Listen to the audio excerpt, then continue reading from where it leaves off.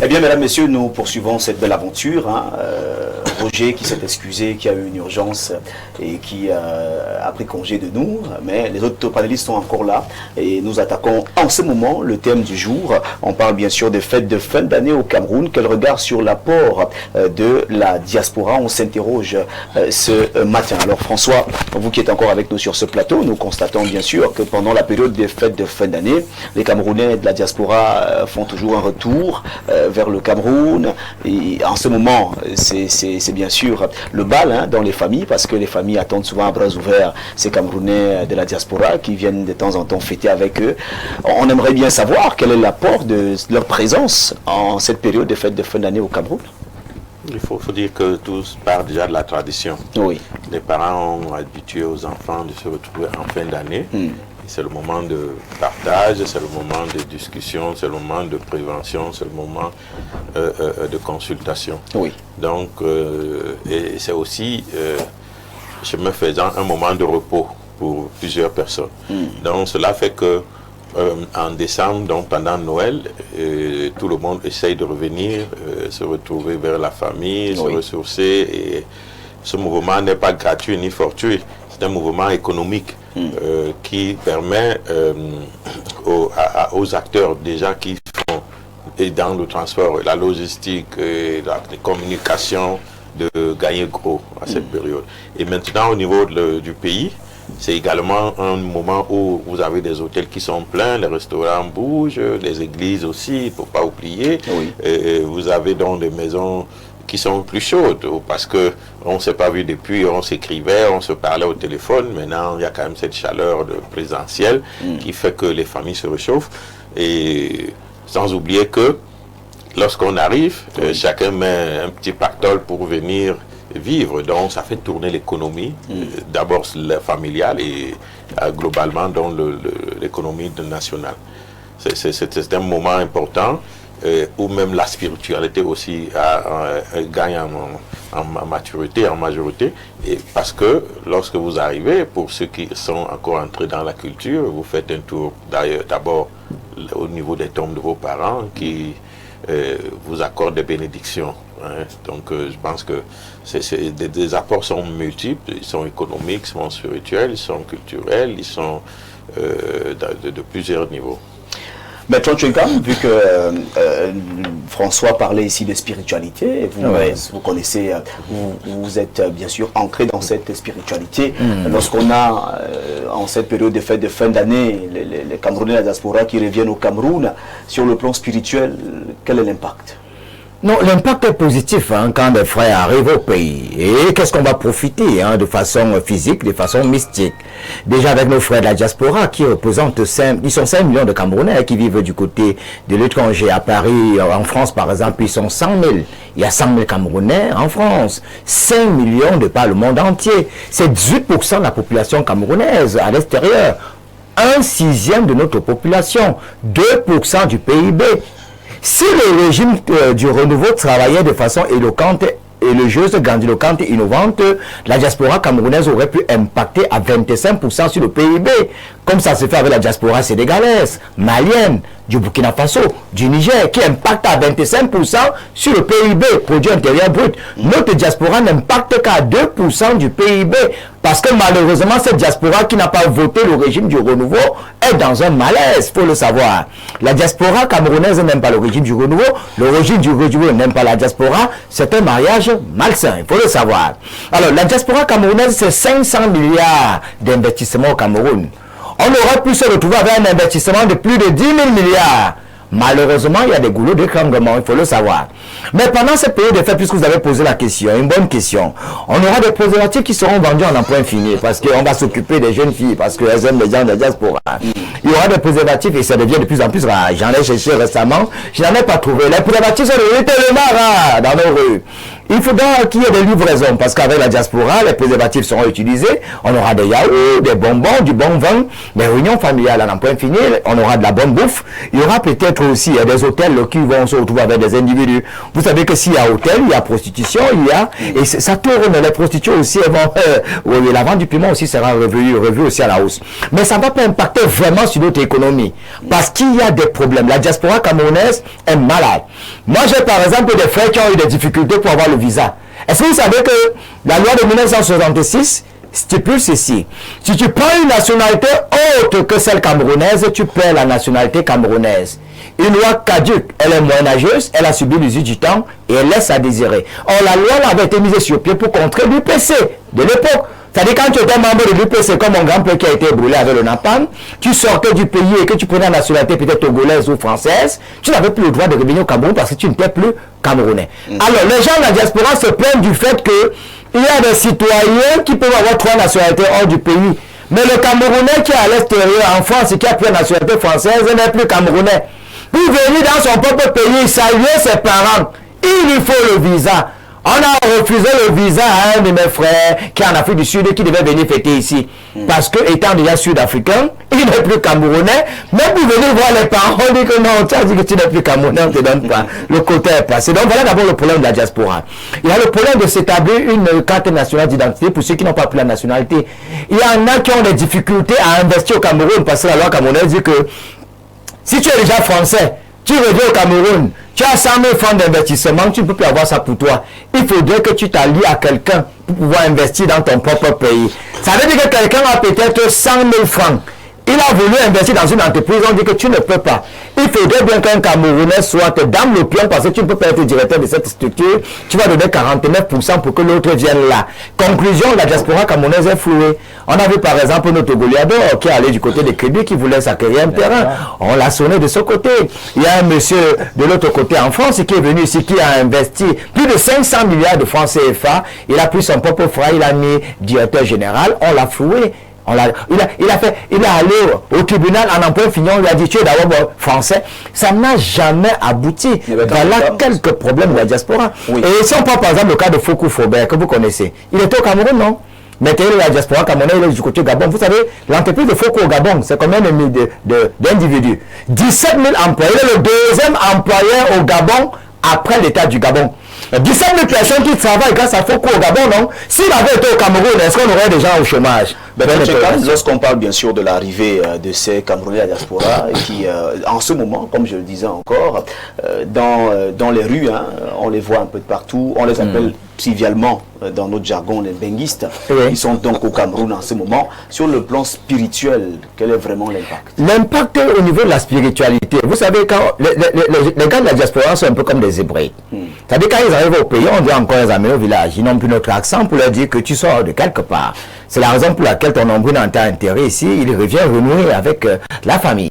Par exemple, dans ma contrée, quand tu reviens comme ça, on va au village, on met la poule sur ta tête et on met le jujube, on te fait des rites traditionnels, on doit même te purifier parce que là où tu étais, et il faut vous rappeler que dans le monde mystique, hein, même si tu es en France, on peut te tuer. Hein. Si on veut te mettre au femmes, là, ça ne change rien du tout. Parce que mystiquement, la France, c'est à côté. Donc, il ne faut pas croire que parce que tu es en France et tu es loin.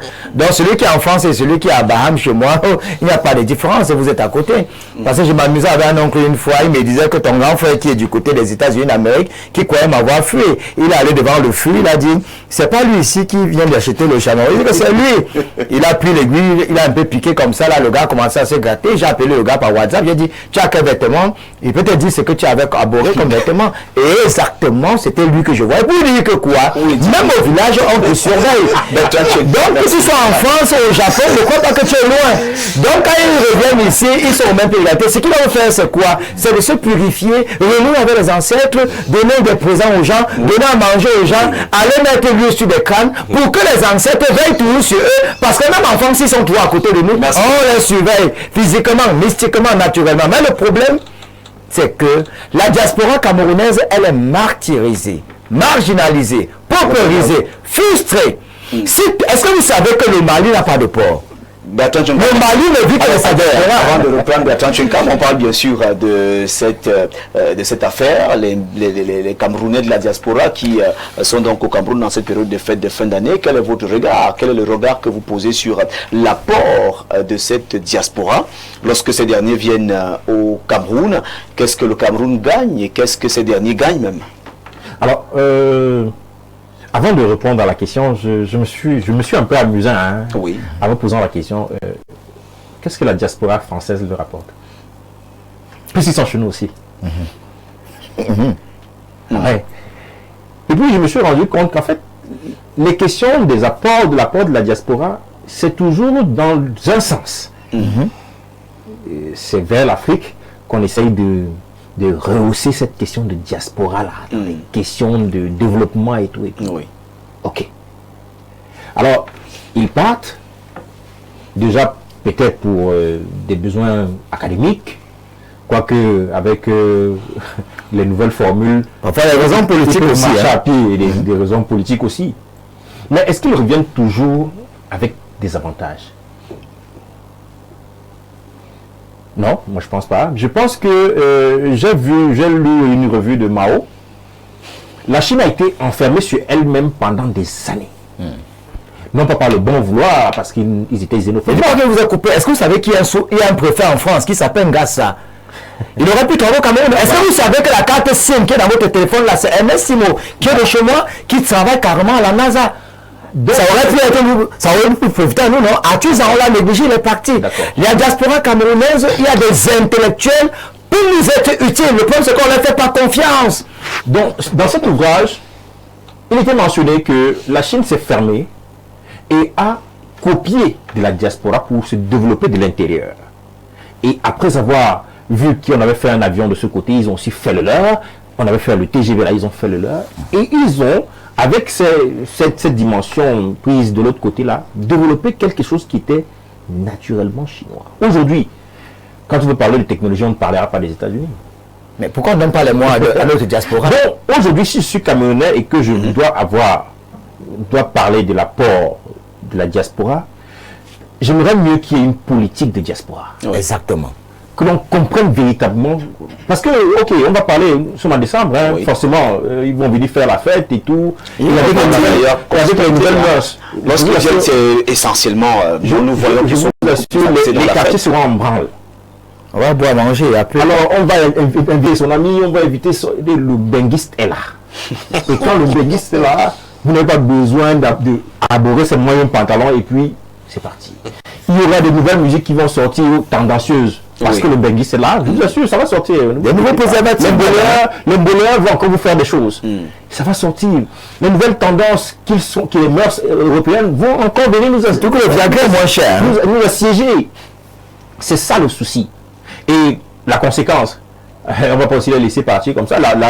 Vous voyez, dans certains titrailles, généralement, on voit on lit souvent que des benguistes sont arrivés et ils ne repartent plus. Mais qu'ils fassent attention.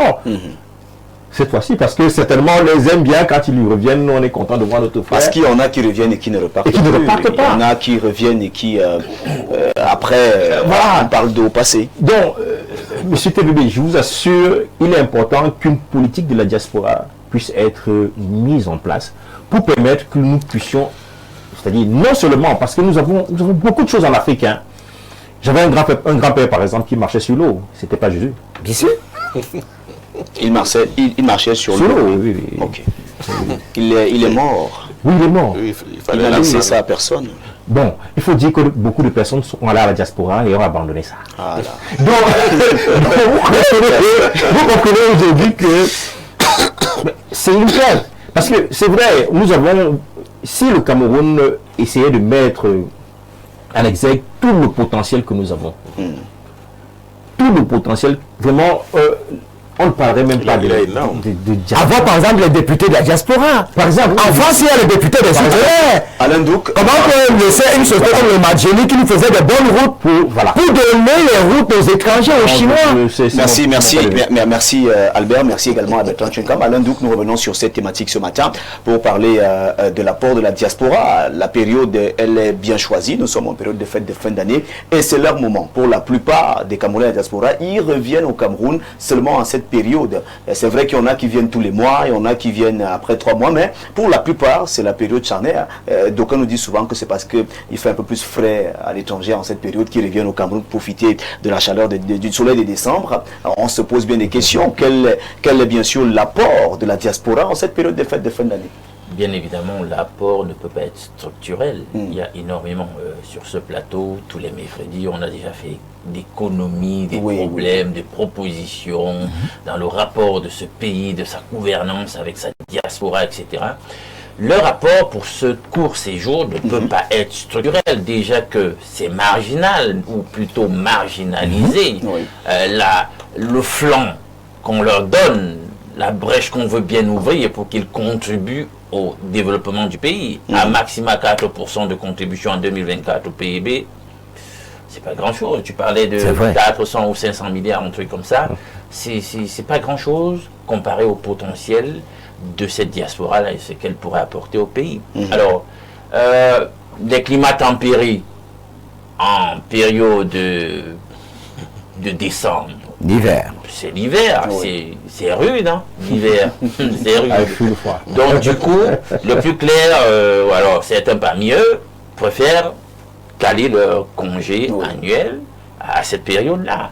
Bon, on a coutume de dire que les fêtes de fin d'année, c'est le moment de grande retrouvailles aussi en famille. Donc du coup, si l'essentiel de la famille est en Afrique, avec son beau climat tropical, chaud, pourquoi ne pas rentrer au pays et laisser les autres gérer la rudesse du climat tempéré hivernal? Alors on se déploie vers ici.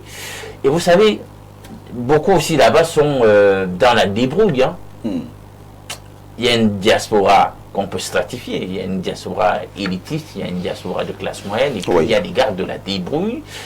Ils ont quand même l'avantage là-bas avec...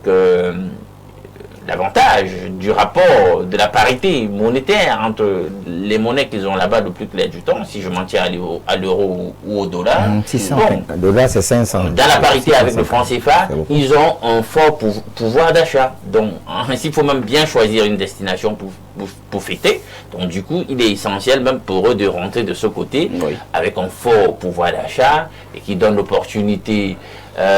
Parce que sur le plan sociologique, mental, on sait que ceux qui sont en Occident, c'est les plus brillants, c'est les plus nantis. Donc ils arrivent ici, ils ont l'occasion donc de se faire célébrer. Même pour ceux qui font des petits métiers totalement, quelque peu, entre guillemets, insignifiants de l'autre côté, quand ils arrivent ici, c'est les benguistes. Voilà. Donc du coup, il y a au niveau microéconomique, un certain nombre de dynamiques qui se mettent quand même en branle. Au niveau de la famille, je suis sûr que on change peut-être les menus. Le benguiste est là. Voilà, je veux dire, on rationne différemment au niveau de la maison. Bon, je ne sais pas si on avait calibré les choses pour 5 000 francs la journée. Je suis sûr que pendant que le benguiste est là, les menus vont quand même un tout petit peu changer. Celle qui a su cette tâche domestique va vouloir quand même qu'on rationne de telle sorte que elle reste constamment sur les journées, je sais pas, même à 25 000 francs. L'église ne mange pas n'importe quoi. Et la belle voisine du quartier peut profiter aussi. C'est aussi une période voilà, il y a les gens qui font dans l'immobilier, il y a les appartements meublés. Les gars là-bas, comme je vous disais, certains aussi sont dans la débrouille. Ils se privent aussi énormément quand ils sont de l'autre côté. Donc quand ils viennent ici, ils veulent faire la session de rattrapage. Donc, et puis comme ils sont célébrés dans l'écosystème national, toutes les filles veulent les mbenguistes. Parce qu'il arrive on bloque tout un carré. Ils passent en revue tout le monde là, tout ce qui reste à la place, à tabac, etc. Bon, il y a des gars de l'immobilier donc pendant cette période qui font de bonnes affaires. Tout le monde s'en voilà, les gars des boîtes de nuit. Vous allez voir, ils ont toujours une cour de courtisans, même en journée. Dès que le benguiste se déplace là, il se déplace parce que dans la voiture, il y a aussi les BTP qui grimpent à cette période. Donc, c'est un peu ça. Mais tout ça, c'est au niveau micro. Je dis bien, parce que structurellement, ce n'est pas important. On le sait très bien. On le sait très bien. C'est la fête et ça va se limiter à ça. C'est des petites activités là au niveau micro, mais au niveau structurel, rien de bon. On le sait bien. Et il y a quelques filles, après 3 mois, elles vont rester avec... Ben, il y aura des grossesses, il y aura des grossesses, j'en sais rien. Hein? Oui. Non, mais il faut prendre aussi en ligne de compte, il y a même celles qui vont s'arranger à tomber enceinte exprès. Oui, exprès. Pour nourrir. Elle aussi s'expatrie. Vendeur d'illusions. Voilà. Aussi. Bon, et il y a tout ça. Maintenant, il y a quelque chose de très intéressant qui a été dit là, sur la Chine. Ben écoutez, faut bien que les gens comprennent, parce que je vais nuancer, parce que la Chine s'est ostracisée à un moment donné, mais c'était bien, parce qu'il faut toujours trouver en endogène ses propres forces C'est ça. pour se positionner. Cette extraversion ne nous aide pas. Mais, s'il vous plaît, même pendant qu'il y avait cette dynamique endogène pour se reconstruire, trouver en soi les forces de se propulser, il y avait toujours une migration. Bien sûr, je l'ai dit. Et quand vous lisez les articles et la littérature la plus pointue, la plus savante sur le sujet, quand on cite des pays dans le monde qui ont une bonne politique de gestion de leur diaspora, on cite la Chine.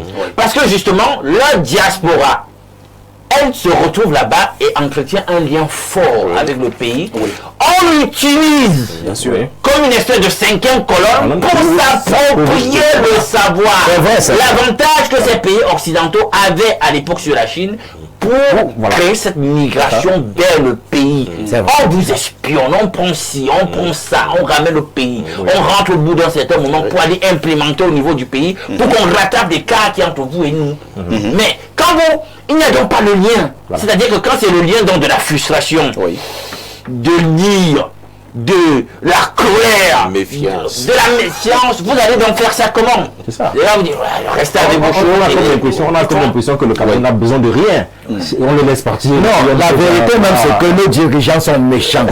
C'est ça. Méchants, ils ne sont même pas patriotes. Je vous ai pris le cas du Madjeni. Qu'est-ce qui peut expliquer qu'on laisse le Madjeni pour donner les travaux de construction des routes à Razed et ces Chinois? Vous pensez qu'ils ont l'expertise par rapport à nous? Autant de choses. Même pour peindre le palais de Congrès, on va faire recours à l'expertise chinoise. Alors nous allons... L'immeuble de l'émergence, la CNPS a donné 15 milliards. Les Chinois sont venus mettre des peintures. Non, c'est une insulte à notre endroit. Merci Bertrand Chenka. Nous allons du côté de la messagerie. Nous recevons quelques messages. Le port de Kribi est situé sur nos terres à Mboro. Ma fille a une licence en transport et logistique. Pas moyen de trouver une place au port sur les terres de ses ancêtres. Tout est bloqué. Quelle honte. Nous, ce n'est même pas normal. C'est Débico qui nous écrit ce matin. Merci pour ce message. Nous n'avons même pas la route pour arriver là. Il y a aussi beaucoup de diasporiens qui vont dans la cité balnéaire. Ils seront pleins. Voilà. On va nous métisser. Voilà, bonjour et bonne fête. Comment le journaliste en lunettes peint tout en noir pour notre pays? Bon, je pense que ce dernier parle de Bertrand Tchenkama. C'est de moi. Oui, il ne connaît pas la route du paradis terrestre. Dis-lui que la terre ne trompe pas, comme il attend des gens qui viendront manger du riz chez lui. Le paradis terrestre, avec quel moyen? C'est-à-dire qu'on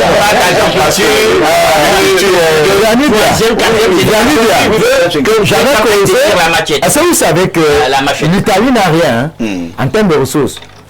Vous savez que l'Italie ne vit que du tourisme et des ingénieurs. On a fait les préfabriqués, non? Le Cameroun a pratiquement tout. Dieu nous a puni. Le Maroc, comme quand on regarde, ce n'est que le tourisme. C'est ça. Tout le monde est fier d'aller à Marrakech. Même les Français vont passer les vacances à Marrakech. Le Cameroun a tout. On a de l'eau partout. Vous savez qu'une seule planche au Cameroun, c'est 5 000, alors qu'on a la forêt partout. On est maudit. Les détaches ne pas. La mer, la route et on nous laisse. Qui nous a tout donné? Cette réaction parce que nous sommes arrivés au terme de ce programme. Bonjour à vous. Juste pour dire que la carte SIM n'a pas été inventée par Ernest Simon. La carte SIM existe depuis 1974. L'inventeur c'est Moreno. Voilà. Ernest Simon n'a aucun brevet dessus. Il n'a travaillé que sur certaines composantes des puces de télécommunications à la NASA. C'est un téléspectateur qui nous écrit. Merci pour cet ajout. On aurait pu en profiter au Cameroun. Exact. Voilà, nous avons une autre réaction. Merci à cet ingénieur qui nous écrit ce matin, ingénieur Georges Kibon, qui est à Mira et qui nous fait savoir qu'il nous regarde ce matin. Et il dit qu'il est un modèle. Il pourrait apporter des éclairages sur le sujet. Certainement, on ne discute pas. À la prochaine édition. Bonsoir, bonjour et bonne émission. S'il vous plaît, dites à Bernard Tchenkam que Atuzang est au Cameroun et qu'il n'est jamais parti. Je passe. Vous l'avez financé, hein? Où en est-on avec le cardiopathe qui nous écrit ce matin. Où en est-on avec le cardiopathe? Merci à Yves également qui nous écrit un autre message que nous recevons à l'instant. Nous faisons un effort de lire vos messages, hein, chers téléspectateurs. Nous avons ces messages. Bon, malheureusement, on ne va pas le lire. Hein. Nous sommes passés sur le sujet depuis. Il y en a qui nous écrivent encore, mais nous sommes arrivés au thème de ce programme. Hein. Vous qui nous écrivez encore à l'instant, votre message ne sera malheureusement pas lu. Vos messages ne seront pas lus sur ce plateau. Il est 11h passé de 52 minutes. Merci donc à nos panélistes d'être passés sur ce plateau. Merci à François Mboké, DP du journal Diapason, qui est passé ce matin, qui a abandonné ses occupations pour être avec nous aujourd'hui. Merci à tous les téléspectateurs. Voilà. Merci également à Albert Imunga. Voilà, qui est saluer le camarade de l'INDS. Oui. Ne manquez pas de saluer votre communauté. Voilà. Je salue aussi la communauté Batanga. Voilà. Qui bientôt aura la diaspora.